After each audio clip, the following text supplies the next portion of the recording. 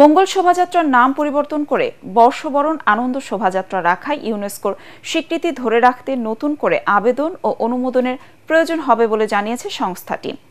সংবাদ মাধ্যম বিবিসি বাংলাকে তথ্য জানিয়েছে জাতিসংঘের শিক্ষা, বিজ্ঞান ও সংস্কৃতি সংস্থা ইউনেস্কো 2016 সালে মঙ্গল শোভাযাত্রা অন পহেলা বৈশাখ শিরোনামে অপরিমেয় সাংস্কৃতিক ঐতিহ্য হিসেবে ইউনেস্কোর তালিকাভুক্ত হয়।